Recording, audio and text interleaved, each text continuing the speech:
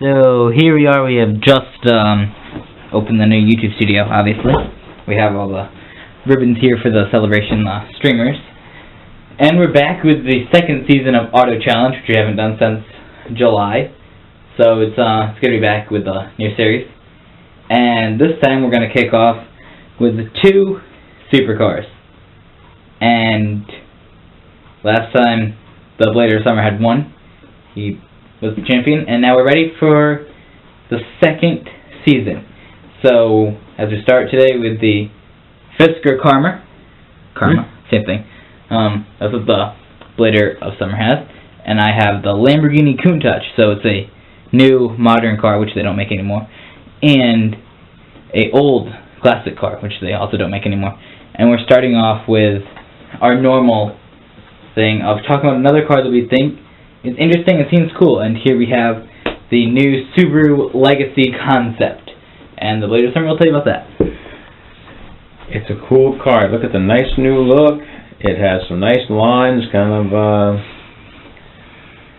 but even though we kind of like the quirkiness of Subaru, that is a nice clean-looking sedan, and it looks like it'd be kind of fun to drive, and anything with all-wheel drive and handling, certainly would be a real fun car. And then actually the fact that the price tag will be less than many sedans in that class, it looks to me like it'd be a real winner. It has a good look. It's not anything, again, doesn't have that quirky styling that appealed to a lot of the old the Subaru fans who like the cars that looked a little bit different. Very, very good, and really applied well to foul weather and being out there and being good to your planet type people and things like that. But again, it's got a nice look, and typically the things with their plant that they do have out there in Indiana where they make them, that the car will be made and not generating a lot of trash, so it's real eco-friendly. So it's a good car to buy, fun to drive, but also good for the environment. Right. Now, what I've picked to tell you about at the beginning is also good for the environment if we're going with sort of that theme. As you see here in the background, pull up a big picture, which isn't really big, but it's the McLaren P1. It's a couple small. It looks much smaller than the Subaru. Picture size. Anyways, this here is a supercar, which is a hybrid supercar, so it can charge its battery and it can go off the regular engine like a regular supercar. And this one here is a replacement for the legendary McLaren F1, which was the fastest car in the world for a long time. And what obviously is special about it, like I said before, it's a hybrid, but it's not just a regular hybrid like a Prius, which is slow and boring. This has 903 horsepower. The hybrid engine gives it about 100 horsepower, so that gives it about 800 horsepower from its regular engine. So it has a lot to go to replace the old McLaren. It can go about 217 miles an hour, maybe a little bit faster, but that's about go 217, 220, around there. So it's pretty fast, but it's also pretty cool. And it seems like it would be cool to just start making it, and they're not going to make a lot of them to keep it rare. Now, on to the main challenge. Like I said, today we are comparing the Fisker Karma to the Lamborghini Countach. So let's begin. Alright, go ahead. Now you start off. Here we go. Tell about your Fisker. Alright. Fisker Karma. The cars that came out, they did have some financial trouble, certainly mishandled by Henrik Fisker. However, he comes from quite a lineage of Aston Martin, Teslas, things like that. So he's really helped design some really very, very nice cars and done this quite well and quite inexpensively, creating an all-electric car. An all-electric supercar. And this could actually be a plug-in, all-electric You know, it does have a backup motor. So it's similar to the McLaren? It does actually have, it does work kind of hybrid, that it will have a 265 horsepower, backup engine. So just to get it running, keep it going, recharge some batteries. It also has solar panels on the roof, which can actually power the interior, made out of sustainable material. So it's actually one of the things that it can be an eco-friendly supercar. Like the McLaren. And it actually has these Chinese batteries that actually generate over 400 horsepower, which actually gets that thing moving along quite nicely. So that should give about 600 horsepower combined with the regular engine? Yeah, so it does pretty well, you know. So they have the ability to make these cars very, very fast. And the good part about it, the real good part about it, I mean, again, it has all the good stuff in it, all the things that you need to have a real great ride and supercar, great looks, all the things that you'd expect from a nice, supercar. Only here's the price tag. Here this is, it's got about $100,000. Okay, so that's something where it can end up being a bit more affordable. You can get about a Range Rover for that price? It comes into a thing where you can have a pretty sharp-looking car, and you can do it for $100,000. What other cars can you get for about that price? You can get the new Viper. You can get for that price. Right, and that's true. So you can get the thing where, again, say something like a McLaren, which would be probably close to $1 million, if not more. It is about that much, yeah. The McLaren P1, which is awesome. And so it would be something that only the privileged few could ever own. Yep. Where this is something that, just about, a lot more people can afford. Can you own one? Could I own one? Probably not. But the thing would be is that if somebody wanted to go buy one, they could afford to have one. They have a choice. They could have a house or a car. I suppose they could sleep in the car. But that's something you'd have to give up your stuff. But didn't they stop making the Fisker car? The company went out of business, but they're being resurged for 2014. So they're coming back? A Fisker Karma will be coming back. Are they making the Fisker Karma, or are they coming back with a different car? They're coming back. Well, it will be the Fisker Karma. It necessarily be a certain model. It won't be that same style, but it'll still be the same name. It'll also maintain their relationship with GM, because GM was the one that made their engine that actually recharged their batteries and things. Okay, but I think the Fisker Karma is a pretty cool car. The only thing I don't like is its grill. It looks sort of like it's weird. But now, off of modern car companies that have gone out of business and are coming back, let's talk about Italian supercars. This right here is the Lamborghini Countach. This exact version here is the 25th anniversary version, and it was made. The designer was the same person that designed one of my favorite cars, the Pagani Huayra. Actually, the owner of the company, Pagani. He was the one that worked at Lamborghini at the time and made this styling. Now, what's special about this is this one here is designed for the 25th anniversary of Lamborghini, and that was in 1988. So it's sort of like there. And they produced it from 1988 to 1990. That's what that version was. But for all of Lamborghini Countach in its time, it was made from 1974 to 1990.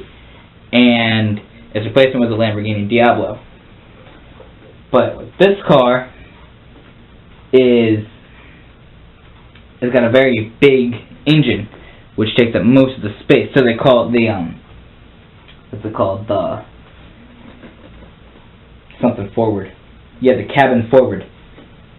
So that is supposed to make the driver sit closer to the front. They can have a bigger engine in the back, so they can get more power. And it's a mid-engine rear-wheel drive car, which means that it's like a bunch of other supercars.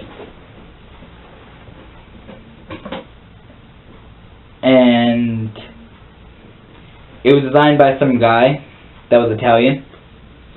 It was actually the same guy that designed the Lamborghini Miura, which we also have one of, which we'll show you right here. So the same guy designed the Miura. The same guy that designed this car designed the Countach. So he's designed those two cars, and the person that designed the 25th anniversary made the Huayra.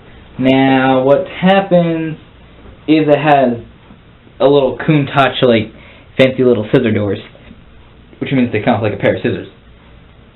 Opens, obviously.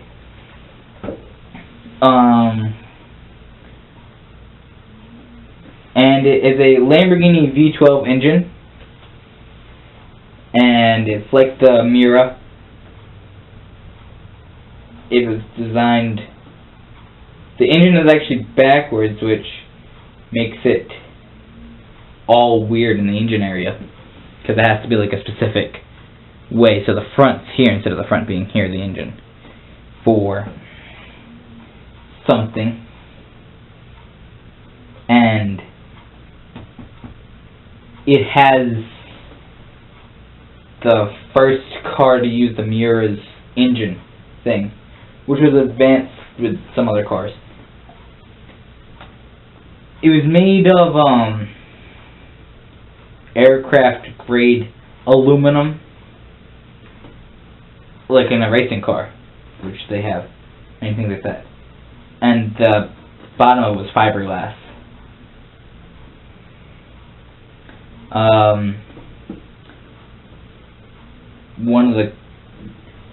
This car couldn't get up to 200. It was close, but it couldn't achieve over 200. That was later in the Diablo. But this car was an advancement toward 200 miles an hour. It had a bigger engine after the LP500S, which is the next version that they designed after the LP400S, which came after the LP400, which LP means something, which I'll find out later. Once the later summer comes back, tell them about the Fisker in 1 minute. Then they had the 5000 QV, which the engine was then improved again, and it had some other things in it. They made a US model of it, which is made in some place. So they had to put a fancy little bumper on it so that it would meet the US federal standards. So they had, but once they came here, the people that bought them just removed them because they looked bulky, and it sort of made them bad. So what they had to do is on the front put these little fancy like bumper things for some rule here in America. So they couldn't keep the same design of what they had in Europe, like what they had in Italy when they designed it, or when they had it in Germany or England, something like that. When it came here to America, they had to put some little bumper thing. Instead of ugly, it's some mandatory federal bumpers, as they call them. Was that like... There was like a certain time that they had to do that, right? They had like fancy bumpers that they had to put on cars? But there's certain times they had safety, you know, but then they changed how the things, they went more into crumple zones. So they had to put a bumper on it, so that means that was for like some rule, right? Yeah, they had different... This is in 1985. They had that rule. And then they made, obviously, the 25th anniversary one. And then they had some one which is named after a Canadian guy. So he had bought the LP400, which is the second one that they made. His name was Walter Wolf. But he didn't like the engine. So he had somebody, the chief designer of Lamborghini, and he had him go in and change the engine. And they made some of them, the LP500F, like the standard, something like that. And there's other Wolf Countaches. And then he had it made specifically for him. So So it was owned by him, and then he sold it. So he had this car specifically modified for him, and then he sold it. How awesome is that? Right, so the Blazer Summer is back with the Fisker Karma. Well, the Fisker Karma, all I can really say with the Fisker Karma is I went on business. that it is really, really, really, really, really, really just a great choice of cars, you know, to, you know, if you're going to go out there and get a car that is really taking the you know, the next step. They really did a great job as far as, you know, taking cars to the next level. It took in less time than Chevy did the Volt. They were able to make a supercar that would be good for the environment. And that's what we have to really think about. What's so important about being able to get out there and just either go fast or be nice to the planet? Or both. Well, if you take a look at, you know, comparing it to that Lamborghini, which is just a gas-guzzling smog creator, sure, you could go, you know, a couple 100 miles an hour. No, this one here can't go 200.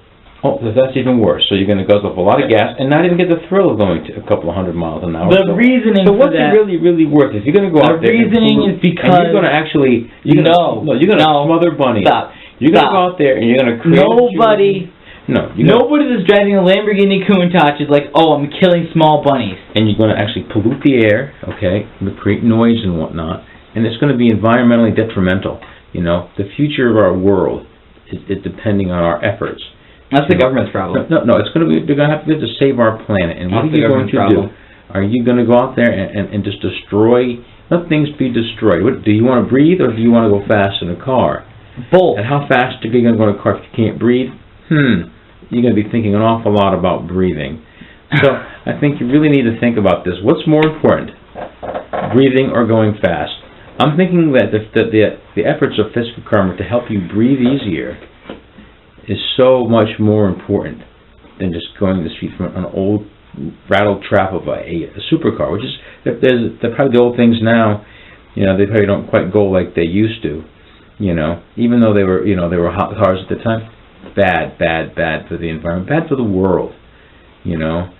And, you know, and right now it's like, you know, clean is the new sexy, and I think that's just the way to go.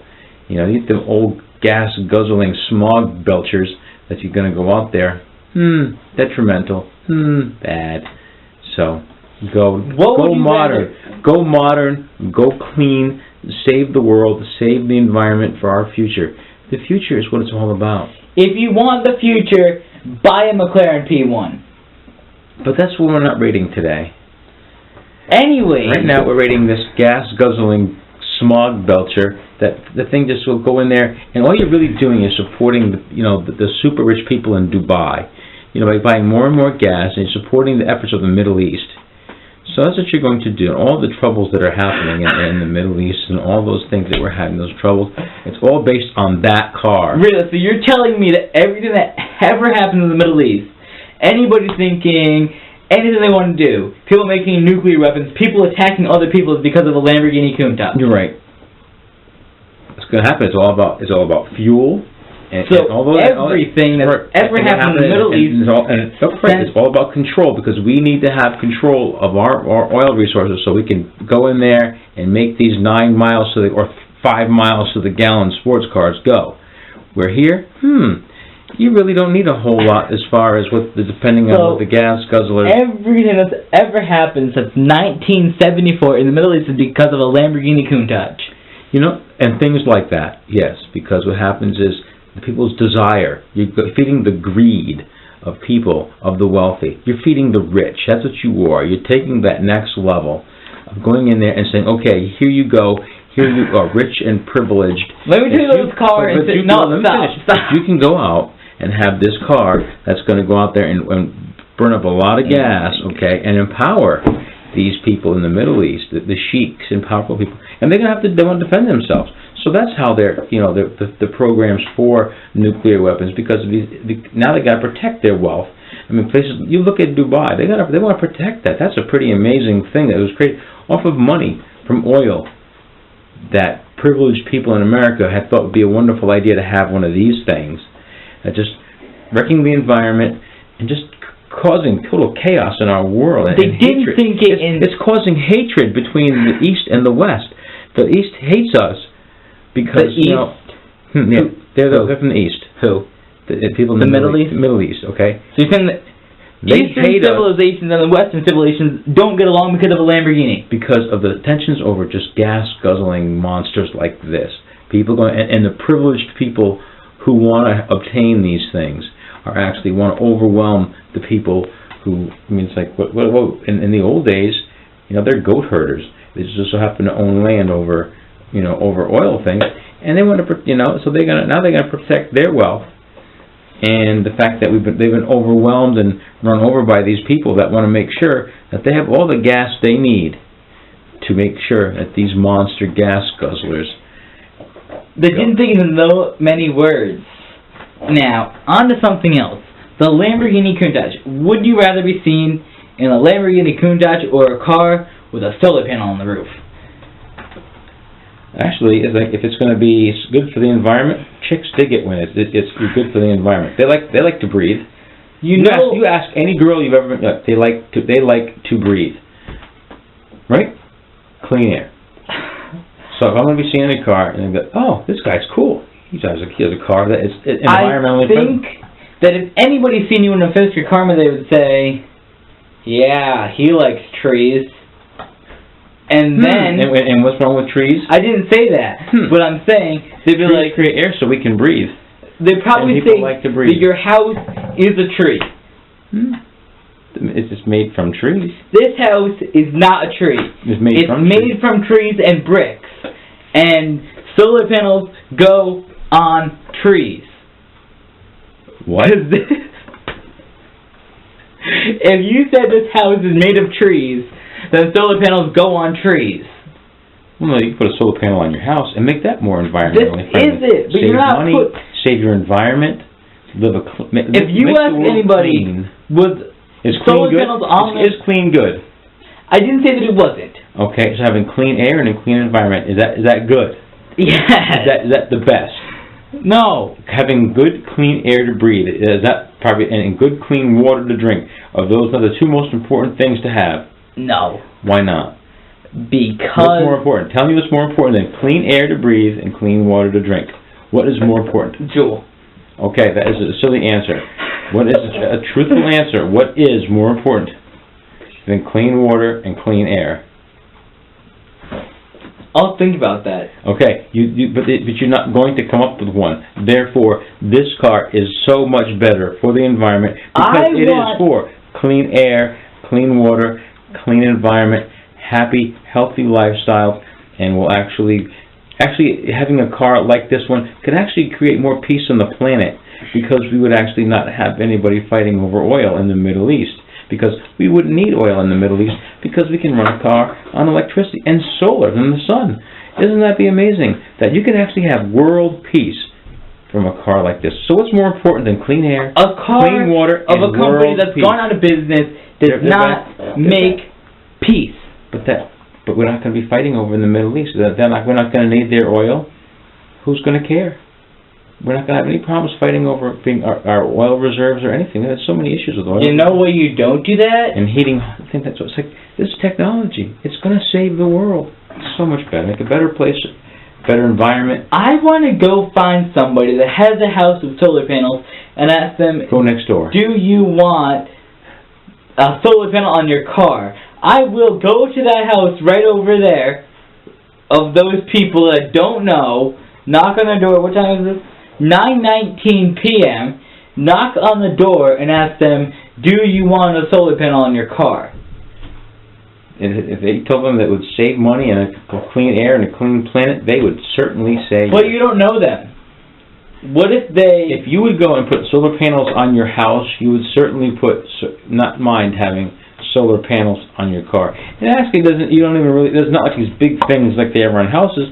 There's just little solar panels that are on your anyways, and actually here's what I think about it. The watch that I have that you like so much, it actually the face is like a solar panel. It absorbs like electricity from the sun and makes the watch go. Isn't that a neat technology? Why don't we talk about horsepower and 0 to 60 times?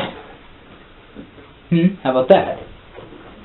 For the Lamborghini LP400, that can go from 0 to 60 in 5.6 seconds, and it has 375 horsepower. Okay, well this one has 465 just from the electric ones. Just from the electric ones. So that has 465 from a car that they made in 2012. Yeah. And this car that they made in 1974 has 375 horsepower. So they were able to get about 100 more horsepower in some years. But the difference is, this is from a gas-burning, smog-belching engine. This is from very clean-running electric motors. On to something. So there is no bad air. You can actually, when that electric is running, you can stand behind it and not have any exhaust. Would you want to put your face next to the exhaust pipe of a Lamborghini, and when the thing is running and they can rev it up, and you have your face right next to the exhaust? Yes, I would. You'd do that. Yes. And you'd probably not live. Where this one here, there is no exhaust. Oh, so how does the engine that runs on gas part of it work? Well, that has that, but the electric motors don't have an exhaust. Yeah, because they're electricity, and obviously they don't. How nice is that? It's electricity, so it's not going to create pollution. Would you want a car designed by Italians, or would you want a car designed by rednecks? Well, but Henrik Fisker's not a redneck. Really? He's a designer from Europe. He designed things for the Aston Martin. But it's an American car. They have rednecks working there. You're calling Americans rednecks? Nice. No. So you want pollution? You want to have violence in the world, and you call Americans rednecks? What's the next thing you're gonna do? I never said that all Americans are rednecks. There's some people building cars. It's an American car company. How do you know it's built? Where it's built? Because American car company, people that work there are rednecks.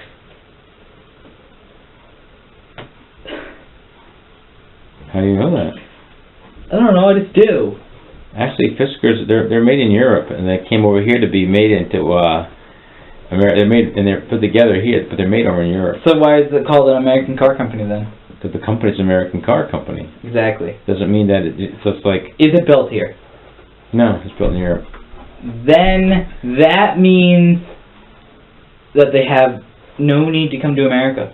Because the company, it's a company, it's an American company, and they have the technology to do all the motors and all the electronics and stuff in it. So that the body, the car comes here, and then they come in. The American company, Fisker, Karma, actually takes the car and makes it what it is. Fisker needs help from the Europeans. Lamborghini is European. That helps them. That makes them better. European cars are better than American cars. So you're saying that that Italy's better than America? I'm not saying Italy's better than America. I'm saying Italian cars are better than American. You're saying that Italian people make things better than American people do? No, I'm saying that they have better cars. And how do they make them better? Because they build them. Okay, so you're saying that they build cars better? Yes. So the Italians are better manufacturers than Americans? At cars, yes. So you're saying that the Italians are better? At making cars. Italians are better than Americans at making cars. Really? Yes. Would you rather have a Lamborghini or a Cadillac? Cadillac. Would you rather have what else would happen? Well, I'd like you to go to Detroit or go to Spring Hill, Indiana, or go somewhere to Tennessee where they're making American cars, and you say that. Would you Would you rather... Hey, you rednecks, you are... Would you rather have... Italians make cars better than you. Would you rather have a Triumph TR6 or a Ford Fiesta? They're not comparable. But yes, they are. I would like to have because one of them is European and the other one's American, so which one would you rather have? Well, actually, I'd rather have the Subaru, the Subaru Legacy, which is actually made in Indiana. But is by it a whole Japanese... bunch of Americans. But is it a Japanese car? It's a yes, Japanese car company. It's a Japanese car company. That means it's a Japanese car. But their cars are made... Nope, you're wrong. Their cars are made in Indiana. Indiana. Nope, you're wrong. They're not made in Indiana? They are made in Indiana. Where's Indiana? It's in America. Is it? Mm-hmm. It's made in Indiana, Japan. No, it's made in Indiana, which is right over there near Illinois and Ohio, kind of in the heartland of our nation. Okay, the heartland of our nation. So you're shooting down Americans, you're shooting down American manufacturing. No, I'm not saying that Americans can't make things, and then they can't make a good car. Would you rather have, answer my question, a Fiesta or a Triumph TR6? Well, I would rather have I like to have both. But Just say, which one would you rather have, a TR6 or a Fiesta? Someone said to me, hey, you can have a TR6, the car that I liked when I was in high school. Do you want a TR6 or a Fiesta? Yeah. What one? Yeah. Just pick one. Pick my nose? What? No. Pick which car? I like the TR6 better. Yes! That has proved my point! Is it a better car? I don't know. Anyways, now that we have, Actually, I think the Fiesta may be a better made car at this point than the Triumph TR6 is. Because it's made by hard-working American manufacturers. He doesn't even have some British guys. Well, TR6 is made by some hard-working British people. So I'm not knocking anybody. Neither am I. But you're saying that the Italians are better. No, I said that they made... That it's better to pollute. It's better to waste energy resources. I never said that. Okay, and do all this terrible... And create strife in the Middle East. I never mentioned anything about that. And the things that came from all this is, Osama bin Laden. I never said that. He's a product of the battle between over resources and things like that between Russia and America. And America trained Osama to do what he did, and so look what happens. It's all because of that we have. It's not because of the Countach. It isn't because of the Countach. It's just not. I never said that. So actually, you're supporting that. I'm not supporting people in the Middle East. I'm not supporting people in the Middle East. Anyways, now that we've completely set things up the Middle East and Americans, this has proven my point that this and car Europeans and what it's all about and Japanese makes the concept, the idea far superior. As much as I loved this car when I was a kid, enjoyed it, like if it was a dream car when I was younger. However, being more knowledgeable and things like that. Nowadays, I kind of know that the technology and the things. This is a good-looking supercar. It has a lot of ideas that came from BMW and from Corvettes. So you can see a lot of that in the styling. So it's a really great-looking car. They've only ever made one good Corvette, and a lot of great things that a lot of the highest cool things, especially with the hold on. A lot of recycled material. Nope, stop. They've only ever made one good Corvette. The Corvette Stingray from this year. Okay. But that's the only good Corvette, so if they're taking ideas from Corvette, that means that they're making it better. But the Corvette is an iconic American car. Okay, so you're saying that these iconic look, the car that America's sporting tradition is on, just shooting it down. So anyway, it has a lot of great look about it. So I think so. In conclusion, that it's a great car, a lot of horsepower. It's great in a lot of ways, and the fact that it's very sustainable, which is the direction that we need to do to save our planet. Much more important and much more of a great idea. So I support the Fisker car on that, even though, again, I used to look at the Countach when I was a kid. Okay, stop talking. Knowing better. Stop talking. I know. This car's a good car. now that we have completely said things about people in the Middle East and about Italians, Europeans, Americans, American cars, Japanese, killing the environment, and solar panels on trees, I think it's time to end this episode. And again, the Blade of Summer wins again. Next week, we have another great matchup. Well, actually, not next week. Tomorrow, we have another great matchup, and that's part of our special Celebrate the New YouTube Studio event, where the Blader of Summer has the 458 Spider, the Ferrari 458 Spider, and I have to go against also the Lamborghini Aventador. And what makes this week a bit more complex is that the car I picked is the Ferrari 458 Italia and the Lamborghini Aventador J. So what you want to see is this episode, because basically this, which is the 458 Spider, which the Blader Summer has picked, has to go against this, the Ferrari 458 Italia, which is the Spider's the convertible version, and the Aventador J is a Lamborghini Aventador without a roof or a windshield. So, how will this end? Badly. Like this episode did? Mm-hmm. Well, we have more Italian cars and no American cars too. And you see, look at the Italian. Look at that thing. It looks like it's. I thought the thing was broken. It looks like it's. What are you saying? That this is a special 50th anniversary of Lamborghini event? That this car is basically the same. Oh, it's basically the same, but it looks like it's broken. It's not broken. It just doesn't have a windscreen on it. But it looks broken. I think we've already accidentally started the next one. But if you want to hear the continuation of this argument, make sure you watch the next video. And look at the broke car. It's not a broke... Right, here we are, as you've probably just seen. We have started the Auto Challenge Season 2. Where we left off.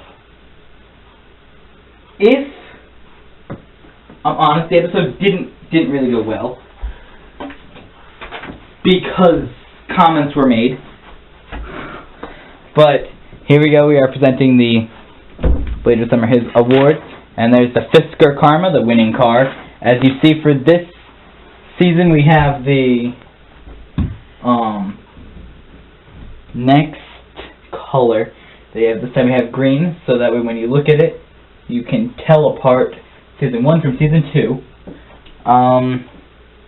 So to start off, last season, just to recap, to bring you up to where we are, Episode 1 of Season 1, we have the Blader Summer had the Aston Martin DB9 when he won. And Episode 2 of Season 1, whoa, what'd you do? That was you! Oh, what's wrong with you? Episode 2, we had, the Blader Summer had the Subaru SCI. I'm gonna tell your mother. Episode 3, we had a tie. Episode 4, we had the Triumph TR6, that was the Blader Summer. You got gas. Episode 5, the Blader Summer had the Corvette, which comments are also made about Corvette in the episode there. Episode 6, the Blader Summer had a Nissan Cube. Okay, now I just want to see what car did I use when I lost on that one. I had the Ferrari 612 Scallion and I lost to a Nissan Cube. Yep. So that sounds dumb. You got cubed. You're ridiculous. Then we had the champion obviously was the Blader Summer. And then episode one of this season, the Fister Karma. If you're watching, which you probably aren't because we probably made you bored from the whole thing, which took about half an hour. I can remember using a bike.